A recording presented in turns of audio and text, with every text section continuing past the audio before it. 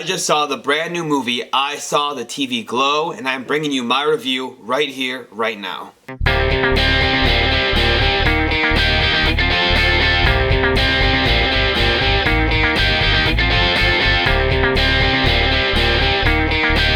So, I go to the movies pretty often, a few times a month, and while I go, I've been seeing a lot of trailers for this brand new A24 film called I Saw the TV Glow.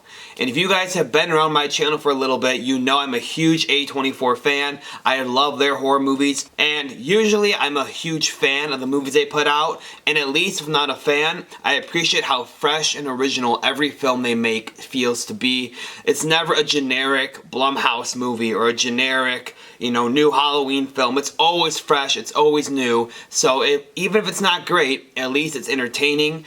And this trailer gave off a Stranger Things vibe to me, a coming-of-age story vibe to me, and so those are two things I also really love, and I was very excited for this film. So it came out this past week. I was looking through my list of movies I want to see. I had about 6 options, and we settled on this one. And man, was I happy that we did, because truly I enjoyed this film. The weird thing about it is, if someone came up to me on the street or one of my friends and said, "Hey, did you like I Saw the TV Glow?" my answer would be yes, but I couldn't tell you why. And that's the way I still feel today, is I couldn't tell you why I enjoy this movie so much. As I watched it, I was thoroughly engaged and enjoying myself. At the end, I thought it was a cool ending, a cool way to wrap it up. I thought, wow, that movie was fun. I really enjoyed it. Can't pinpoint any reasons why, so kind of take it relaxed for this review and just pinpoint things I liked, pinpoint things I didn't like, so I can come to a final score for you guys. So let's get into that. Let's start with the positives. And the positives for me, first off, I want to say great job by the cast. Both the main characters I thought did very well. At some points in the beginning, I thought they were a bit awkward in their acting, but then I started to realize that these characters are meant to be awkward. They're both, loner characters who don't have a lot of friends, don't have that great of a relationship with the people in their house, except for the main guy and his mom. Just a lot of things that aren't going well in their lives, and a lot of times it seems like they struggle in social aspects, and I think that is part of the character, and I think the actors portray that in a good way. Another thing I have to say that is great about the acting is the main girl in this movie, Maddie was her name. She has a monologue in this movie that's about 5 minutes long, it feels like, and I think she absolutely kills it. After the film, I looked around and I said, man, this is probably one of the best monologues I've seen in a while. It really had me captivated, and it really pulled me in, and I really felt what she had to say, and I feel like it touched a lot of people in the audience, so that was cool to see. Again, if you have 5 minutes of just you talking on screen, in my opinion, you have to be a talented actor or actress to pull that off. A lot of people sometimes will lose your interest or be boring to you. Another one that this reminds me of is in another A24 film, Pearl, where there was a monologue being had. I think she killed in that one. So yeah, there it is. Great acting, A24 films. As you see, I'm a huge fan of that studio, and I think they put out great work. Not to get on a sidetrack here, but very excited for Maxine coming up. I wasn't going to do a top 10 anticipated video, but I didn't. But letting you guys know, that would have been number 1. Very excited for that. But back to this film. Another thing I think was great was the director's style in this film. While watching it, it really reminded me of a movie I watched a year or two back that, in all honesty, I kind of hated, and that was We're All Going to the World's Fair. The styles and the way the story kind of progressed felt similar to me. Funny enough, after watching this movie, I actually looked it up, and the director of this one also made that one. So to me, it's kind of like they took their first movie and turned into a better film, which I'm all there for. I'm okay with that. Like I said, very similar, but this one is done much better and done to a higher level. And so the directing here is great. I like how we go back and forth from this 90s TV show to modern day, or not modern day, but the real world in the 90s. and how you can see the visuals on display in the real world is beautiful, and they're very easy to take in, they're very easy to look at. I really appreciate that. And then you go to these 90s TV show visuals that feel so 90s, and they are hard to look at, and they are awkward to look at, and they just don't feel very high budget or very movie like. And I think that was cool because the director was trying to show off a shitty 90s horror TV show vibe, and I think that that was done very well. You know, going on to my positives, I think the story, while a bit messy and jumbled, I think it still worked very well because as someone in the audience, you can take the story and put your own perspective on it, put your own lens on it, and really say what it means to you. I've seen some other reviews online of people saying what this story means to them, and for me, I didn't interpret it that way, but I think that's what's beautiful about it, is no matter who you are, you can interpret the story in a different way. As for me, I interpret it as the main character, you know, having a lot of anxiety and because of the life around him and because of his own personality and how he struggles to, you know, break out and create friends and create relationships. And through this TV show, he was able to almost live a second life where he was able to see almost a personality that he wished that he was, and a more outgoing and a more less anxiety driven person.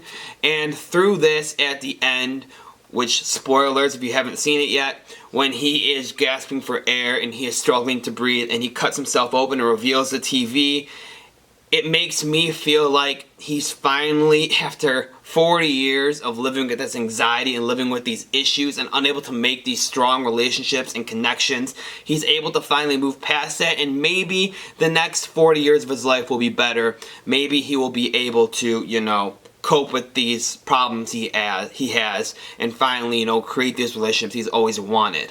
I know, like I said, I know it meant other things to different people, but I think that is the beauty of it, that we all can take this movie in different ways and learn different lessons from it.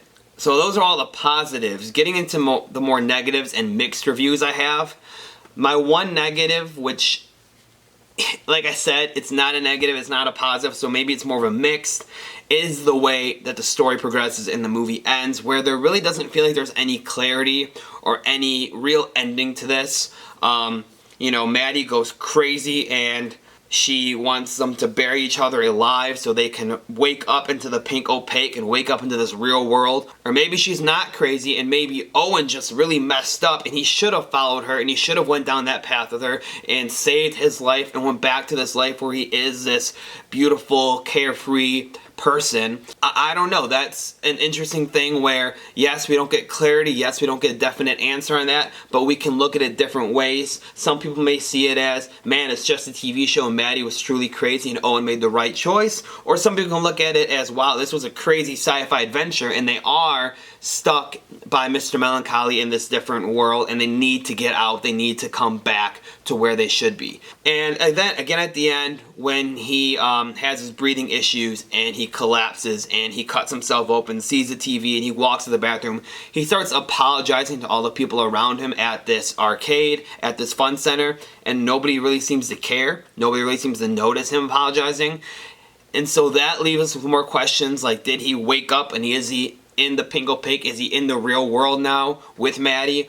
Or is he still asleep in this other world? Or was it all like a delusion in his head because he was losing oxygen? There's really no telling what the answer is. And so while I have issues with that because I want a definitive answer in my movies, I also kind of enjoy it because I was able to build my own theory off of it. So that's more of a mixed. There's a couple scenes here and there that I really couldn't get behind. The whole Screamo band yelling scene was a bit too much for me, and that went on for way too long. That chick was just screaming into the screen for like 3 minutes, and I couldn't wait for that to end. It was a bit awkward. But, you know, overall, like I said, I did enjoy this one. I think another big problem I have is that if someone asks me why I enjoyed it, I can't exactly say. I can tell you the directing is good. I can tell you the story is very open-ended and makes you think and feel. I can tell you that the acting was good, but if I had to pinpoint certain things about the movie that I enjoyed, I just struggle to do that. And so I think after talking through this with you guys, after going through the whole film in my own head, and really think about what it means to me and what the film trying to portray, I think I'm going to have to give this just a solid 7 out of 10. It's a good film. It's nothing special, nothing crazy. I would like to rewatch it because of how much I enjoyed it. It makes me feel a lot of nostalgia for when I was a kid. It makes me feel a lot of nostalgia for that time in the 90s or the 2000s, and I do enjoy that. It's an easy watch. Like I said, it's fun to watch. It's really beautiful on the screen, and I would like to go back to that. But I don't ever see it becoming one of these movies that become one of my favorites or one of the best things I've ever watched. It's just a good, solid movie, and I think a 7 out of 10 is a good score for that. Like I said, this was the second movie by this director, and I think it was an improvement over We're All Going to the World's Fair. It was very funny for me to say that they felt similar and then see they were made by the same person, so that was cool. I'm excited to see what this director brings next because I like the progression they're making and I like this newest film. So, let me know in the comments below what you guys thought about this film and what your takeaway was from this film. Like I said, a lot of people have their different opinions on what this film truly meant. I told you mine. I know there's others. I'm not sure what it meant. I'm not sure what the director's thoughts were on this. But who knows? Maybe it was supposed to be open-ended for all of us to feel different ways. But thank you all so much again for watching this video. Make sure to leave a like on it and subscribe to my channel and have a great day.